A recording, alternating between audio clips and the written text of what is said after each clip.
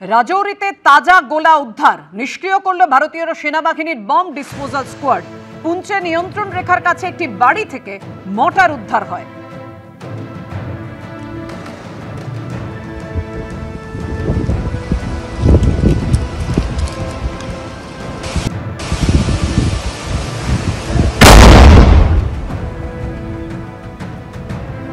ছত্রিশ কেজিরও বেশি ওজনের এই মর্টার উদ্ধার করে ভারতীয় সেনা। তারপর বম্ব ডিসপোজাল স্কোয়াড সেটিকে নিষ্ক্রিয় করে।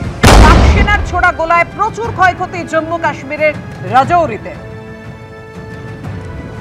এভাবেই পড়ে রয়েছে নানা দিকে পাক মর্টার, আর্টিলারি গান থেকে ছোড়া তাজা গোলা।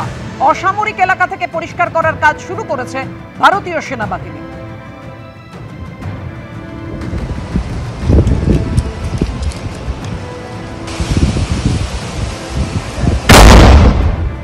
আপাতত ভারত পাকিস্তানের মধ্যে সংঘর্ষ বিরতি হয়েছে, তবে সোমবার পাকিস্তানকে কড়া ভাষায় হুঁশিয়ারি দিলেন নরেন্দ্র মোদী। বললেন অপারেশন সিঁদুর শেষ হয়নি, স্থগিত হয়েছে। পাকিস্তানের প্রতিটা পদক্ষেপের দিকে নজর রয়েছে ভারতের। আর সেই সঙ্গে তিনি বুঝিয়ে দিলেন সন্ত্রাসবাদের বিরুদ্ধে জিরো টলারেন্সই নতুন ভারতের নীতি। फिर दोहरा रहा हूं,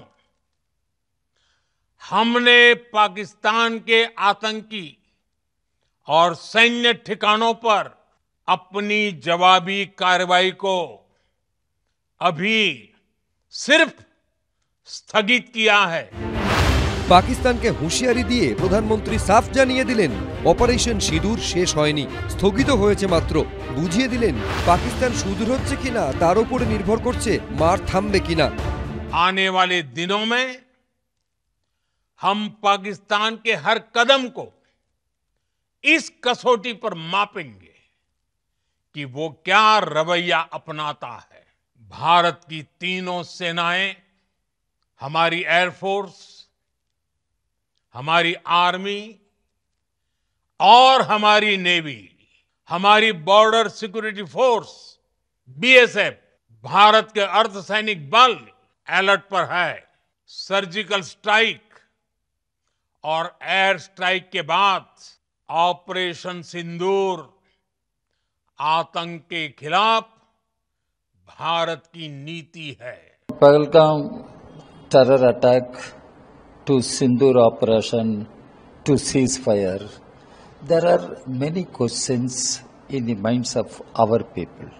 Prime Minister could not answer those questions.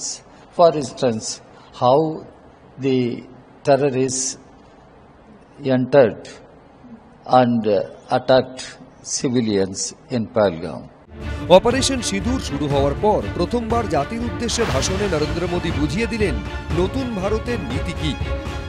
Operation सिंदूर ने आतंक के खिलाफ लड़ाई में एक नई लकीर खींच दी है, एक नया पैमाना, न्यू नॉर्मल तय कर दिया है। भारत पर आतंकी हमला हुआ तो मुंह तोड़ जवाब दिया जाएगा।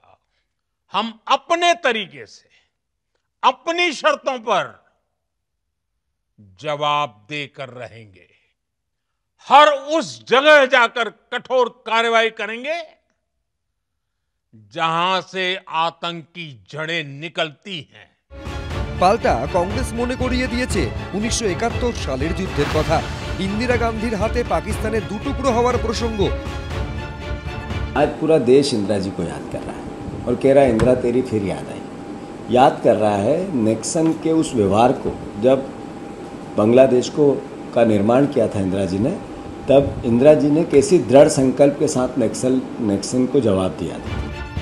পহেলগাঁওয়ের জঙ্গি হামলার পর ভারত পাকিস্তানের বিরুদ্ধে কঠোর অবস্থান নিতেই পরমাণু অস্ত্র ব্যবহারের ফাঁকা আওয়াজ দিতে শুরু করেছিল পাকিস্তান।